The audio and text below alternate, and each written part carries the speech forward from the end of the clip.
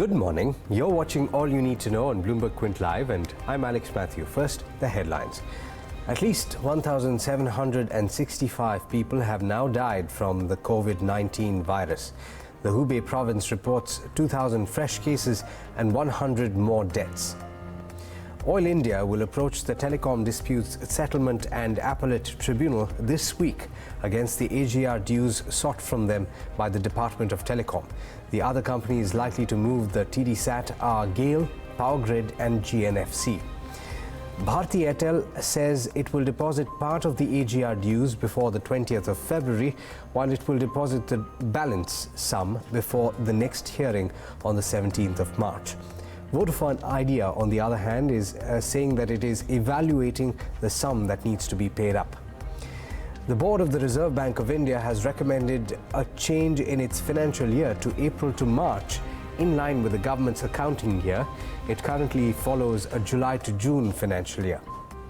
And India's trade deficit widens unexpectedly in January as exports fall for the sixth straight month and a decline in imports eases. Let's talk about the US markets now. They fluctuated between gains and losses on Friday. Mixed macro data, along with concerns over the COVID-19 virus, kept sentiments subdued. Despite the subdued moves of the last few days, the Dow Jones ended with gains of 1%. It's not indicating that on the screen right now, but it actually ended with gains, as well as the S&P 500 and the Nasdaq gained 1.6 and 2.2% respectively. Ranita Young of Bloomberg News wraps up Friday's Wall Street action in this report. U.S. stocks closed out Friday's session mostly higher. The Dow Jones Industrial Average was lower on the day, and this is all as investors tried to sort through competing information about the official count of coronavirus cases. And during the session, we're still in the middle of corporate earnings, and we saw Expedia, Roku, and GoDaddy all higher on better than expected results of some measure during their latest quarter. Yelp, however, had quarterly results for its fourth quarter that missed analysts' estimates. Meanwhile, gold and copper, WTI as well, were all gaining during the session, and U.S. retail sales rose in January for a fourth straight month, although the prior month's gain was revised a little bit lower, and consumer sentiment hit its highest since 2018. That's a look at your Wall Street action on Friday. In New York, I'm Ranita Young for Bloomberg News. The new head of the International Monetary Fund is hoping for the synchronized global response to the risk facing the global economy. In an exclusive interview to Bloomberg Television, Kristalina Georgieva also spoke about the coronavirus, saying that she expects a rapid containment of the same going ahead. Listen in. Today, China's share in the world economy is quite significant, measured by PPP, 19% of the world. China's tourists are a very important part of the tourist industry. On every dollar spent by tourists, 18 cents come from China. And in manufacturing terms, 28% of manufacturing. So even a month of reduction in activities inevitably would have an impact on China, and some of it would be translated to the rest of the world. But again, we need to give it a bit of time. On the more positive side, we see China taking very aggressive measures, both in terms of containment of the virus domestically, but also in pouring liquidity in the economy, the equivalent of $115 billion from People's Bank of China, cutting interest rates, driving stimulus already in the direction of affected regions. Yeah. My most important message here is actually a broader message. We do live in an era of heightened uncertainties. We just saw reduction of trade tensions and the coronavirus hits. I mean, I was going to follow up on that, and if I may, just flesh that out in a bit more detail, because you're just coming off the back of these trade tensions. Now you've got the coronavirus to deal with. On a sort of IMF level, what kind of tools are you looking at for a potential synchronized response to mitigate the downside risk? We very much value the fact that when 2019 shaped up to be the worst year since the financial crisis, central banks stepped up through a synchronized rates cut and more monetary easing. What they have done is the equivalent of 0.5 percentage point boost. We also saw some fiscal measures, somewhere around 0.3% boost coming from countries that have fiscal space and used it. What is missing, however, is a more aggressive swing in structural reforms.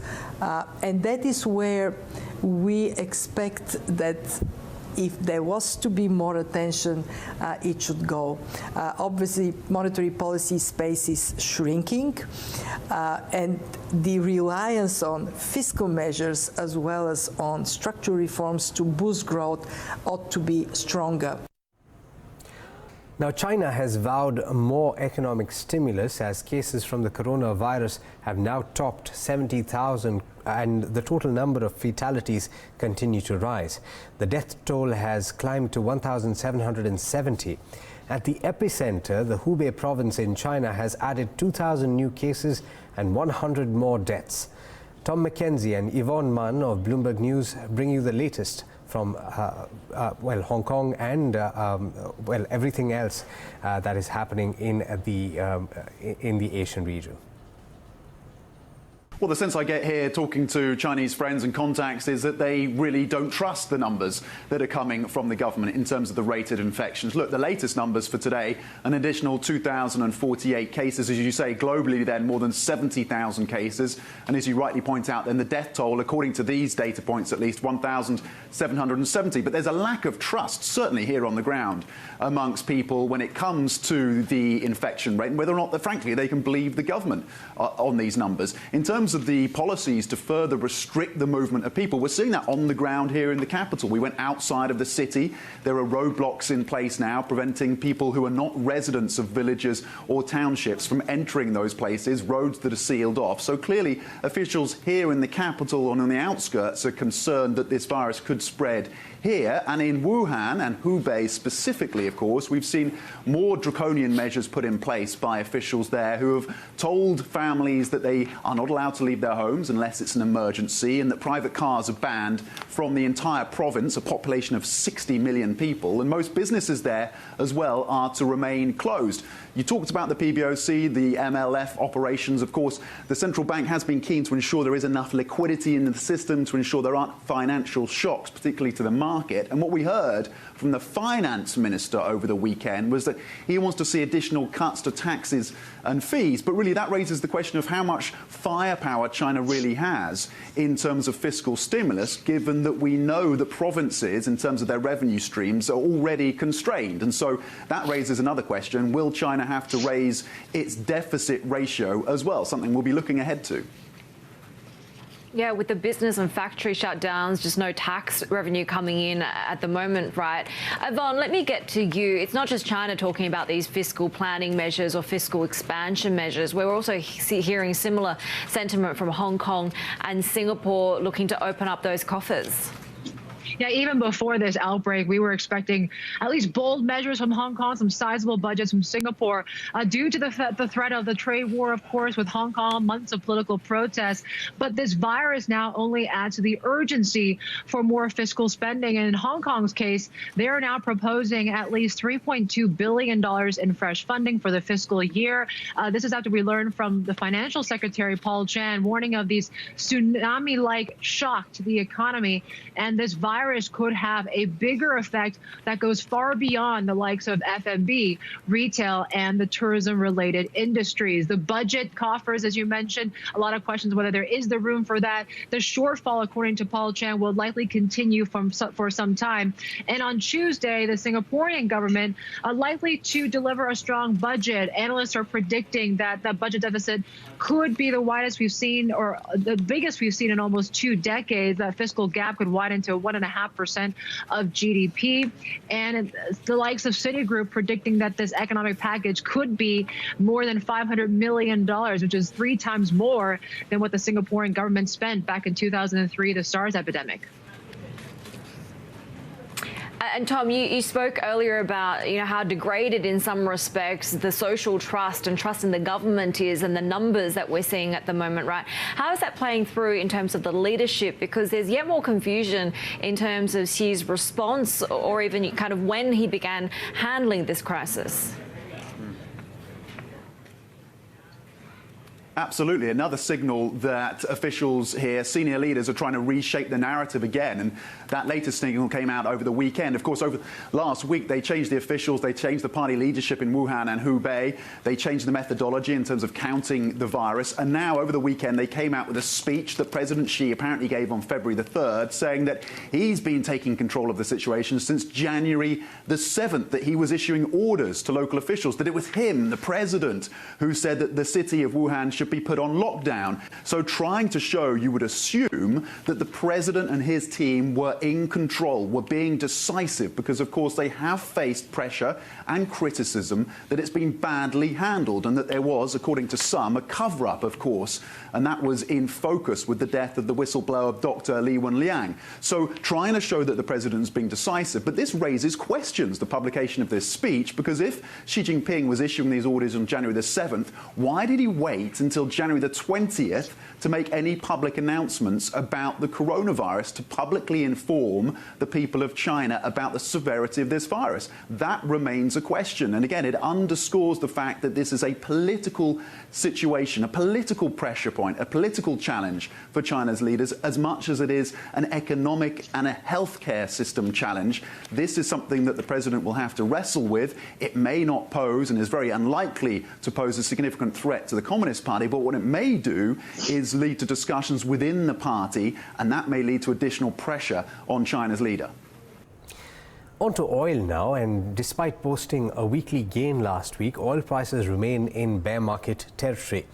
WTI today is down for the second session after it snapped a 5-day winning streak on Friday. Vandana Hari of Vanda Insights believes that the cautious optimism exhibited last week is not enough for prices to recover lost ground. In an interview with Bloomberg Television, Hari explained what it will take for oil prices to get back above the $60 per barrel mark.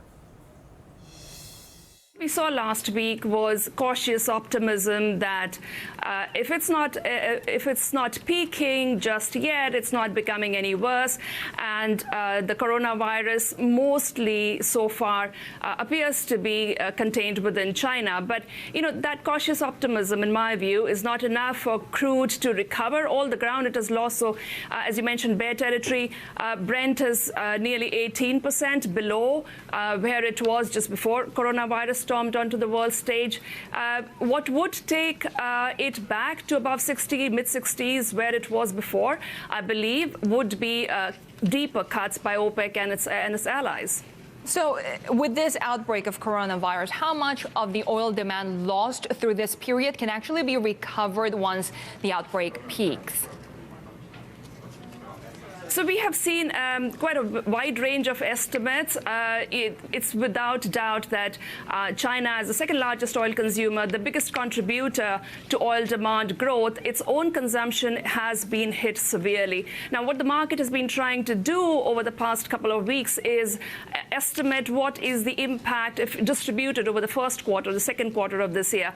And, close to, I would say, 500,000 barrels per day of Chinese demand has been lost, destroyed over the first quarter. Where I probably take a different view from what seems to be the market consensus right now is a V-shape or a hockey stick recovery in Chinese economic growth and in oil demand growth. So, are we saying that the first quarter, the worst hit, the second quarter probably coming back to normal, and the second half of the year, everything hunky-dory? I don't believe so. I do feel that the repercussions of the economic hurt but the damage that's being caused will be felt quite a lot in the second half of this year within China, within the regional Asian economies that are quite closely integrated with the country. So I do feel that overall global economic growth might be quite anemic in the second half of the year as well, which means OPEC, non-OPEC can't be reassured that second half everything is all right, and I think that they would need to tighten their belts probably for the rest of this year. Yeah, it seems a little bit of wishful thinking if you look at the numbers, right? Because a lot of the comparisons we're seeing are compared back to SARS, which was 17 years ago, and the regional global economy didn't have quite the degree of interconnectedness and reliance on China, right? Are we underestimating just the amount of disruption that we're likely to see in supply chain? We probably are. We're probably underestimating also Chinese share in the world oil demand. So China was about consuming 5.5 million barrels per day back in 2003. That was about 7% of global oil demand. Today, it is more than 13 million barrels per day, which is 13% of the global oil demand. And absolutely, I think also Chinese ability to, yes, we are hearing about policy support, fiscal and monetary support, but again, China is in a very different situation now. People are already acknowledging that the room for monetary support especially is quite limited. A lot of the really small businesses in China, which are laying off people, may not ever be able to get back onto their feet in the second half, especially the retail space and so on. So, the impact of that, I think, basically right now, all we can say with certainty is that it's very, very hard to calculate. And I would caution against oversimplifying it or comparing it too much to SARS. I have a feeling that, unfortunately, that it's going to be far tougher coming out of this hole this time. Let's look at what else is making headlines across the globe. Sue Keenan of Bloomberg News brings you the first word headlines. Japan's economy shrank by the most in more than 5 years last quarter, and that is fueling concerns of a recession as the coronavirus outbreak hits activity.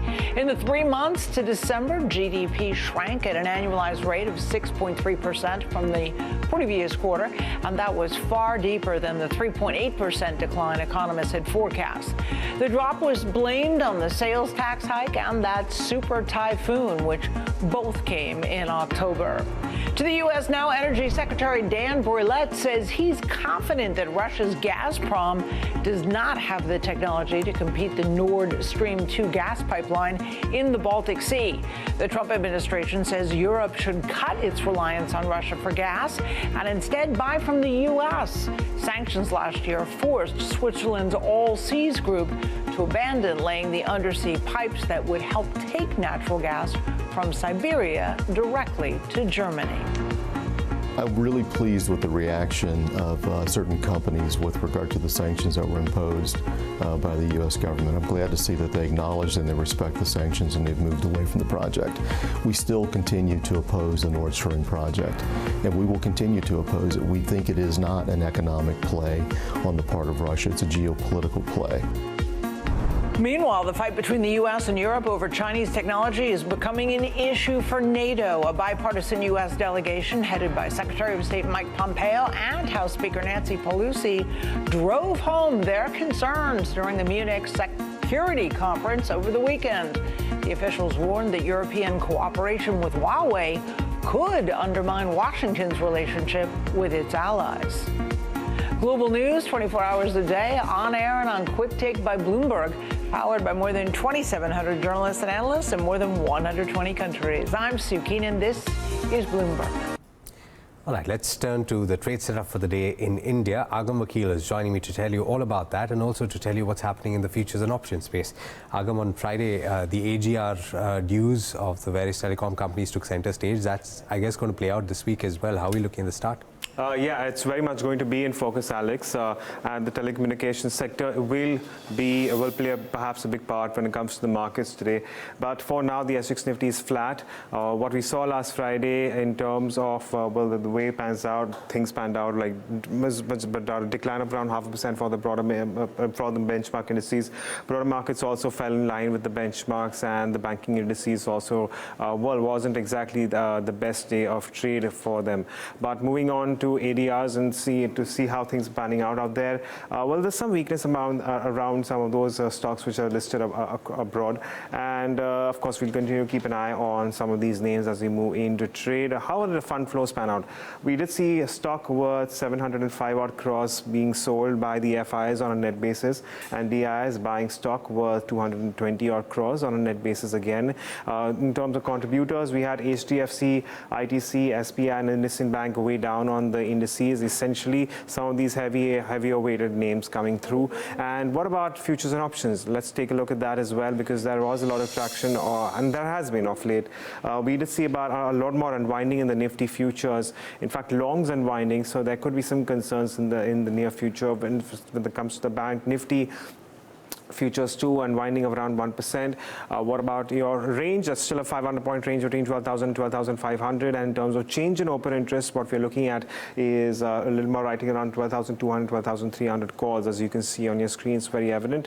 And moving on to your India Volatility Index, it has edged up higher. It's still below the mark of 14, which of course means that the premiums are still relatively subdued. They haven't exactly been expanding of late. And of course, the Nifty put call ratio stands at around 1.27 from 1.48. Naturally, given we saw the indices come off. In terms of stocks, we're watching out for the entire telecommunications sector, as Alex just spoke about. Of course, Bharti Infratel will be one of those key sectors in focus, and of course, companies in focus. IGL, Bata India, and GAIL, among others, which have seen some fresh shots building in. What about those stocks which are seeing unwinding? Let's pull that list up as well. So Vodafone Idea, again from the telecom space, and what a sharp drop. It's down as much as 25%. So certainly will be once again in the spotlight today. Escorts, Coal India, and Power Grid, among others, which are also seeing largely longs unwinding. Alex, it was a weak day of trade. The question really is that can we expect some of these buyers to come back into the markets today? We'll watch and see. Thanks so much for that, Agam. Let's take a look at some of the stocks that you have to watch out for in trade today. Nikki Mirchandani is joining me to tell you all about the stocks in news. Morning, Nikki. What's on your list today? Couple of results. First, I'm going to address ONGC. Numbers are pretty much in line with estimates, and also the production guidance has been maintained. Q3 sales were down by as much as 3.2% sequentially on account of lower volumes. Also realization, there was a 3.5% downtick there, which impacted the performance of the company. EBITDA to an extent was higher on account of a lower dry wells write-off. Overall, the company maintained the production target of 25 BCM for gas for the financial year 20. Sale, the numbers were really dismal, subpar performance. EBITDA per ton was the lowest that we've seen in 10 quarters. Realization, that number came in lowest since Q1 FY18. Volume, we saw an uptick to an extent of 26% year-on-year basis, but that was mainly on account of restocking activities. All the plants made losses except for Bhilai Steel Plant, on account of which you saw this amount of dismal performance. Glenmark Pharma, fairly in line set of numbers, revenue up by 7.1%. You had the India business, US business, Latin business all doing well. In terms of the percentage gains, you saw a higher amount of gains coming in from Latin America business. However, the net profitability, that figure came in 64% higher, mainly on account of other income, even as the operational income for the quarter remained pretty much muted in terms of year-on-year comparison. Dr. Reddy Laboratories, you can expect some amount of positive reaction on that counter. The company has received zero observation coming in by US FDA for one of its formulation plan in Andhra Pradesh, so we're expecting a positive uptake on that. MT Edicare, there's an OFS update out there. The promoter are going to be selling in more than 7% equity in this counter and that would be at a floor price of around 14.5 per share, which is nearly a discount of 7% on the closing price that we saw on Friday. We are also looking at a couple of bull deals around here. Godrej Agrovet, where the promoter has acquired in more than 0.8% stake in the counter, some amount of positive uptake on that, and Sudarshan Chemicals, where the promoter Kishore Rathi and Rohit Rathi combined, they have sold in more than or nearly 1.5% stake in this counter. Back to you. All right, thanks so much for that, Nikki. Well, several stocks, if you want to look at them in more detail, you'll find a story on the website BloombergQuint.com. Meanwhile, let's talk about the top story, both on Friday and going into this week. The Supreme Court on Friday came down heavily on telecom companies and the Department of Telecom over the payment of AGR dues sought from them. The Apex Court threatened to initiate contempt proceedings if the dues were not paid up by midnight on Friday. Since then, the incumbents have come up with varied responses over the payment of dues. Menaka Doshi spoke to senior lawyers H.P. Ranina and Siddharth Luthra regarding the implications of the Supreme Court order. Listen in. None whatsoever. After all, the court has given the directive, and the government has now, according to PTI report, asked them to deposit the money by midnight today. So it leaves nothing at all for the companies to do except to pay up.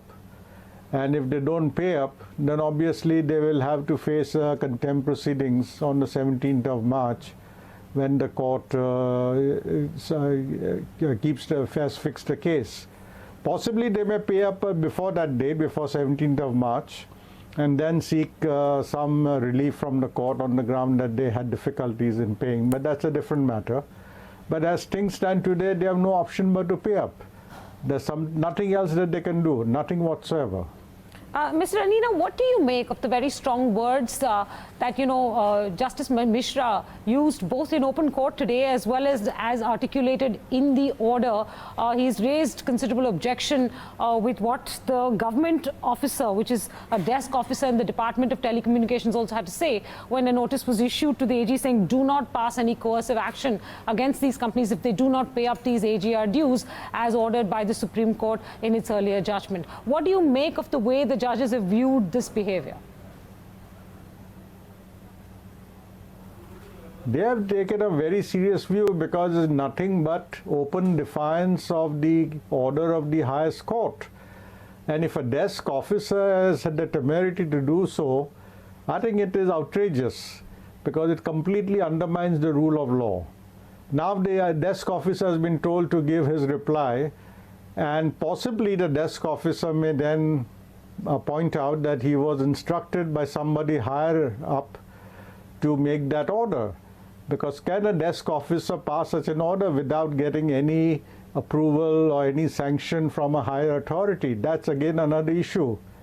So if the desk officer gives a statement that he had acted on the basis of an order from a superior authority, then that authority will also be in very serious trouble and will be subject to contempt of court proceedings. I think what was decided by the Supreme Court in the original AGR order has somewhat been compounded today. And I mean no disrespect to the court when I say this, but should not the court have considered, given that there has been enough reportage and debate around the economic consequences of this, not just on an entire industry, but on several public sector companies, which will have to cough up thousands of crores of rupees, should not the Supreme Court have considered that, yes, while they found the definition to include certain revenues, they should not press further on the payment of these within a limited timeline and allow for the government to determine how this should go down?